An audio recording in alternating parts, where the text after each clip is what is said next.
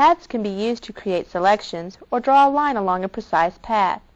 Let's open the Planet 2 JPEG file by pressing Ctrl+O and double-clicking on it. We use the Path tool to create a ring around the Earth. To create a path, we use the Pen tool. Let's click the Pen tool and hold down the mouse button to see the flyout. There are two new pen tools available in Photoshop 5. First is the Magnetic Pen tool, which works the same way as the magnetic lasso, except instead of creating a selection, it creates an editable Bezier curve which we can work with. Secondly, the Freeform Pen tool allows us to draw a line or curve which will then be converted to an editable Bezier curve. Select the Magnetic Pen tool from the flyout now. We will click the top of the globe to set the first point. We simply move the cursor along the edge of the globe and the points are automatically set for us. When we have come all the way around the Earth, we will click the original point to complete the line. We now see a Bezier curve drawn perfectly around the Earth. Let's delete this path and create a path with the Freeform tool. To delete this path, we simply select the Path tab from the palette and drag the work path to the trash at the bottom. Now we click the Pen tool and hold down the mouse button to select the Freeform tool. With this tool, we simply click and drag in the shape we want.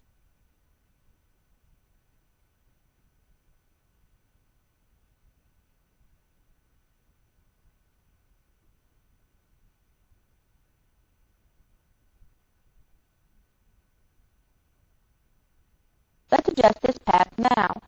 To select the Path Selection tool, we click the Freeform Pen tool and hold down the left mouse button until we see the flyout toolbox.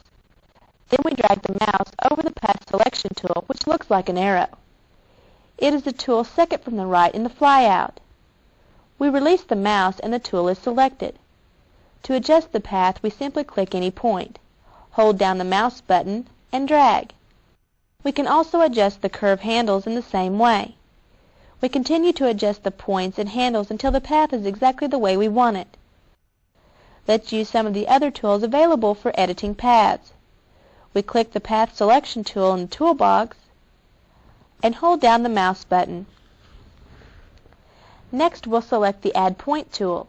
It looks like the Pen tool except it has a plus symbol in the top right corner of the icon.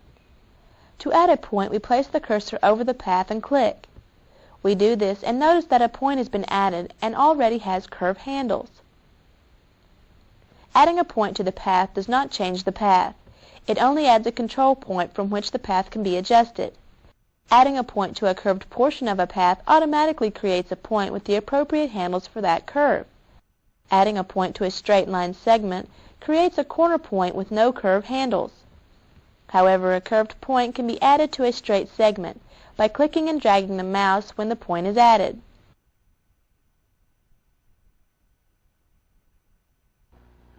Of course, we are not limited to adding points. We can also remove them.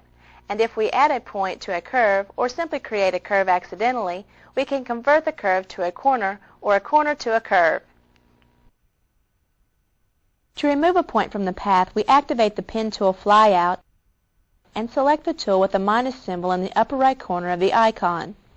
To remove a point, we place the Subtract Point tool over the point we wish to delete and click. The point is removed and the path is adjusted accordingly. Next, we'll choose the Convert Point tool to change some curves to corners and some corners to curves. Let's select the Convert Point tool by activating the flyout again and releasing the left mouse button over the last icon in the row. To convert a curve to a corner point, we place the tool over the desired point and click. The curve is now a corner. To convert the corner point back to a curve, we place the Convert Point tool over the corner point, then click and drag the mouse. As we drag, the curve handles appear and the curve is created. From here, we can use handles to adjust the curve to the desired shape.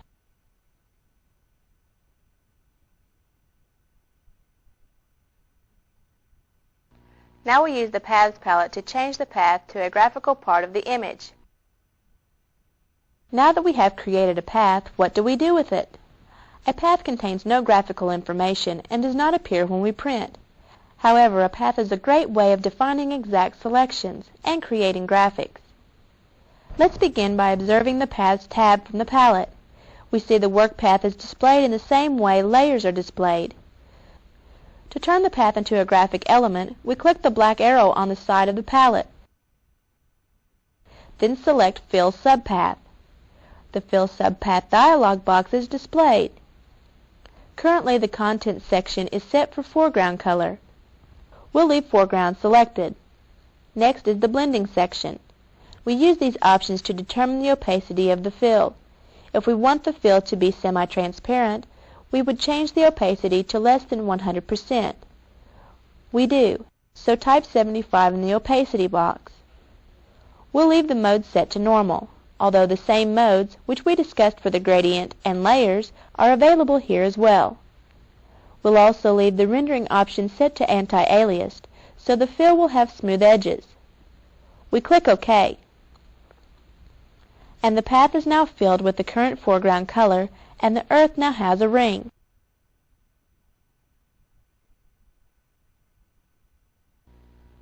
By stroking the path, we can use any of the drawing tools to draw a line along the path. Before we stroke the path, let's change the foreground color. We pick the foreground color swatch, then select yellow from the color picker, and press Enter. Next, we select the brush we want to stroke the path with. Although we can change which drawing tool we want to use with the Stroke Path command, the brush which is currently selected for that tool will be used. We select the Airbrush tool since it is the tool we'll use to stroke the path. Then select the smallest brush from the second row of brushes. Now we click the black arrow in the Paths palette and select the Stroke Subpath command. In the toolbox, the airbrush is currently selected. Let's click the drop-down arrow to the other tools that are available. As you can see, we can use just about any tool we would normally use for editing the image to strike the path. We'll keep the airbrush and click the OK button. A yellow line now appears under the path. To see the line better, we click the small black arrow in the Paths palette and select the Turn Off Path command. The image can now be seen unobstructed by the path.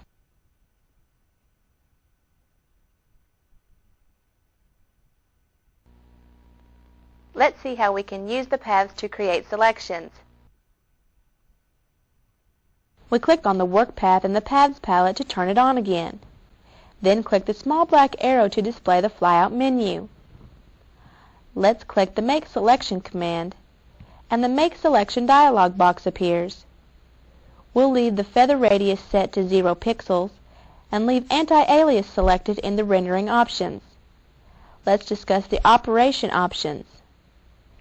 New Selection is currently chosen and is the only option available at this time. If there was an active selection in the work area when we selected this command, we would have the option to add to that selection, subtract from the selection, or intersect the selection. Let's click the OK button to create the selection. The dialog box disappears, and we see the dotted line, or marching ants, as it is commonly referred to along the path. We don't want to paint over the yellow border, so let's adjust this selection. We open the Select menu, then click Modify in the menu. From the Flyout menu, let's click the Contract option. In the Contract Selection dialog box, let's set this to 3 pixels.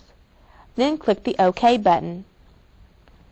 The marching ants now appear inside the path. To make sure that when we paint inside the selection it blends smoothly, we'll feather the selection. We open the Select menu and select the Feather command. We'll keep the feather radius at 2 pixels and click the OK button. Let's paint some purple lines inside this selection. We click the foreground color swatch and change the color to purple in the color picker. Then we press Enter. With the airbrush tool selected, we click inside the selection and drag the mouse to paint.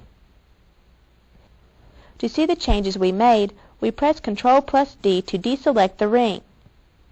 Then choose Turn Off Path from the Paths flyout menu.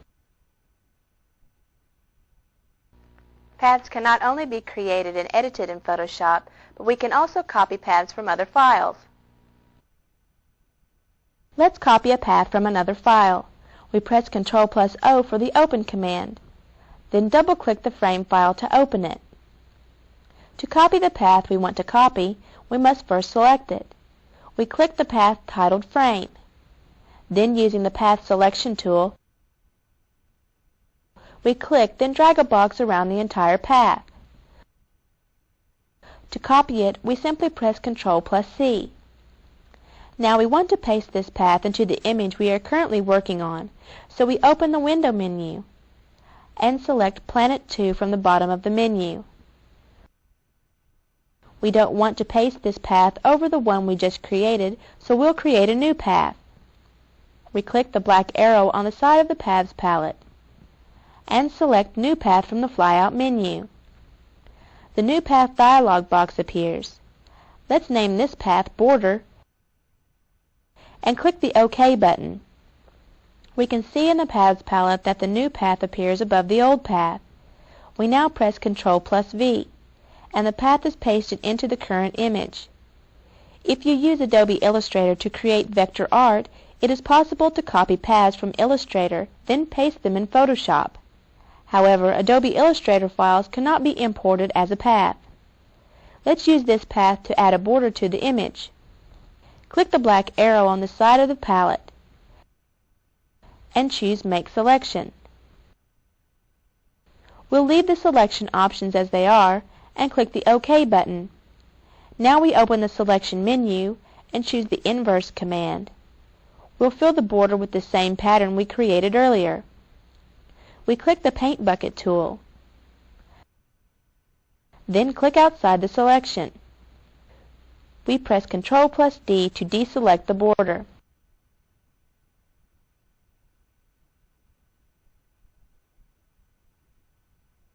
Let's review what we covered in this chapter. First, we explained what Bezier curves are and how they are used. We used the Pen tool to create a path, then edited the path using the Path Selection tool. We learned how to add and remove points from a path, as well as convert curves to points and points to curves. We also demonstrated how to create a selection from a path, fill a path, and stroke a subpath. Finally, we learned how to create a new path and copy a path from one file to another.